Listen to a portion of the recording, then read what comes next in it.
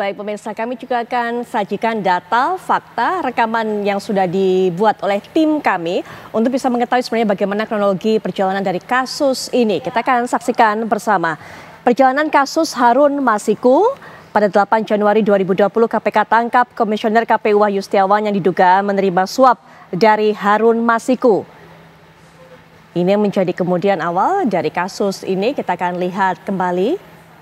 Nah, pada 9 Januari 2020, KPK ini menetapkan Harun Masiku sebagai tersangka pemberi suap yang hingga saat ini juga tidak diketahui keberadaannya. Sehingga tadi Mas Heri mengatakan 5 tahun sudah atau hampir 5 tahun sudah kasus ini berlalu. 16 Januari 2020 Menkumham Yasona Lauli dan Ditjen Imigrasi menyatakan bahwa Harun Masiku berada di luar negeri. Benarkah demikian? Mas Heri tadi mengatakan seharusnya dipastikan oleh pihak KPK masih hidupkah atau tidak sebenarnya Harun Masiku ini. 20 Januari 2020 Harun Masiku masuk dalam DPO, daftar pencarian orang. Memang beberapa waktu lalu juga sempat dirilis bagaimana wajah terbaru dari Harun Masiku.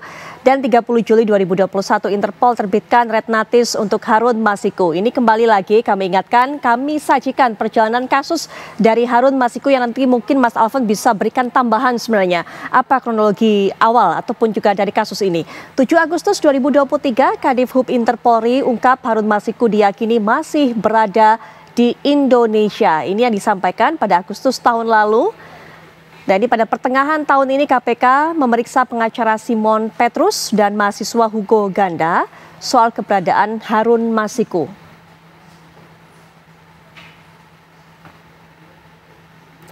Juni 2024, KPK memang pernah memanggil Sekjen PDIP Hasto Kristianto terkait Harun Masiku.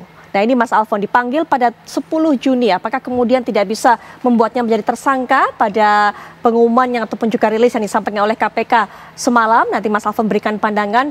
Desember 2024 KPK kembali menerbitkan daftar pencarian orang atau DPO untuk Harun Masiku. Ini foto-foto yang disampaikan atau disebarkan oleh KPK.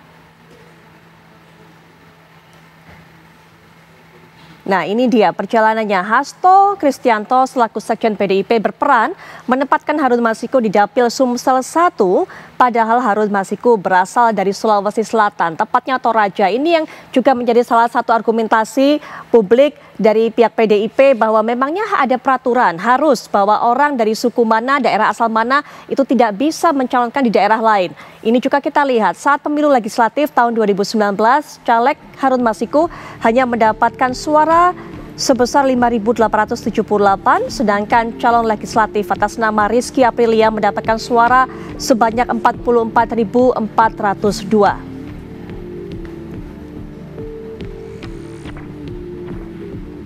Lalu, Hasto Kristianto mengajukan judicial review kepada Mahkamah Agung tanggal 24 Juni 2019. Setelah ada putusan, KPU tidak melaksanakan putusan tersebut sehingga Hasto meminta fatwa kepada MA. Nah ini mungkin tadi Mas Alfon pada saat jeda juga sempat Mas Alfon jelaskan kepada kita. Hasto juga secara paralel mengupayakan agar Rizky mengundurkan diri untuk digantikan oleh Harun Masiku, tapi kemudian ditolak oleh Rizky Aprilia. Mungkin Mas Alfon bisa juga sambil menjelaskan tadi mengenai hal tadi yang sudah Mas Alfon jelaskan kepada kami pada saat jeda. Mengingat ataupun juga melihat kronologi ini, Mas Alfon. Jadi gini, persoalan penempatan dapil itu kan mekanisme organisasi gitu ya. Ya. Nah kemudian yang kedua, setelah itu kan ada kaitannya dengan ini kan ada orang meninggal kan gitu ya yang di Sumsel. Nah suara itu kan milik partai kan gitu. Nah makanya ada tadi upaya-upaya hukum gitu kan, dan kemudian ada juga fatwa gitu kan untuk mempertanyakan apakah suara partai ini boleh diserahkan pada orang lain nggak. Dikatakan fatwa boleh gitu. Nah artinya persoalan penempatan seseorang gitu kan itu ya tergantung dari si pemilik suara sebenarnya. Dalam artian adalah partai kan gitu kan, suara dari caleg itu kan suara partai keseluruhan kan gitu kan, akumulasinya itu. Nah kemudian apakah itu bisa dikatakan suatu ada sifat melawan hukum? Kan tidak, karena dia berdasarkan hukum di situ gitu kan. Nah kalau semisalnya KPU tidak menjalankan itu kan persoalan kan kan gitu kan. Nah, ketika ada persoalan, kalau ada upaya dari ada permasalahan pertama ya, Wahyu Setiawan, ya itu persoalan sudah selesai, kan begitu kan. Nah, sebenarnya ini mirip dengan perkara dari Irman Guzman ketika itu gitu kan. Nah, waktu itu kan KPU juga tidak mau menjalankan, padahal waktu itu beliau sebagai calon DPD itu sudah terdaftar di Sipol gitu kan, dan digugat sampai ke PT UN dan menang, dan kemudian KPU tidak menjalankan. Akhir digugat ke Mahkamah Konstitusi, dan pada akhirnya Mahkamah Konstitusi itu memerintahkan untuk dilakukan pemilihan anggota DPD ulang. Kan gitu kan, sesimpel itu. Ini bukan terkait dengan permasalahan pembiayaan, ini lebih terkait dengan bagaimana demokrasi itu berjalan sebenarnya gitu kan. Balik kepada yang tadi gitu kan, bahwa ini sah secara hukum gitu. Karena sah secara hukum ya nggak ada persoalan. Dan kemudian kalau semisalnya kita berbicara tentang apa yang ada dalam sprindik Wahyu Setiawan, itu sudah selesai. Karena itu sudah inkrah. Yang perkara nomor 8 itu sudah selesai. Dan di situ sudah mengatakan bahwa tidak ada dana dari Hasto Kristianto. Itu hakim mengatakan, pertimbangan hakim mengatakan ya. Dan dalam halaman 160 sampai 61 gitu. Nah, sekarang pertanyaannya gitu kan. Apakah penetapan tersangka, penyidikan dan penetapan tersangka itu berdasarkan hal yang sudah selesai, gitu kan? Apa ada yang baru? Kalau ini nggak bisa dipakai lagi dong, udah inkrah deh. Sprindik itu sudah selesai, gitu. Kalau pada bulan Juni itu dia masih mempergunakan sprindik ini. Kalau waktu itu saya lihat waktu itu ya. Nah sekarang, kalau ini sekarang dengan sprindik baru, kan gitu kan?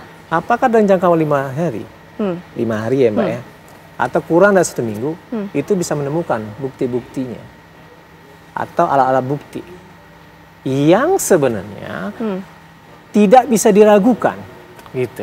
Dan kemudian yang paling penting itu ya, alat bukti itu didapat secara sah. Karena begini, 2 alat bukti itu adalah dalam KUHP itu alat bukti yang sah. Gitu. Baik, kan? Iya. Tapi kalau kata Pak Yasin tadi tidak peduli berapa waktunya, cepat dan sebagainya. Ya, itu tentang daluarsa suatu dugaan tindak pidana. Yang saya bilang itu adalah dokumen administrasi. Gitu. Nah, dokumen administrasi itu ya udah ini selesai. Ini yang baru. Nah, yang baru inilah yang akan selesai itu untuk Wahyu Setiawan itu sudah inkrah kan. Betul. Seperti itu.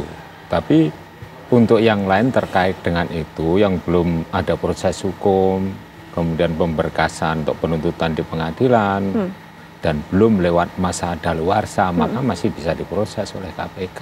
Tapi terhadap orang-orang yang katakanlah terlibat di dalam kasus korupsi, suatu tindak pidana korupsi untuk particular case itu seperti itu.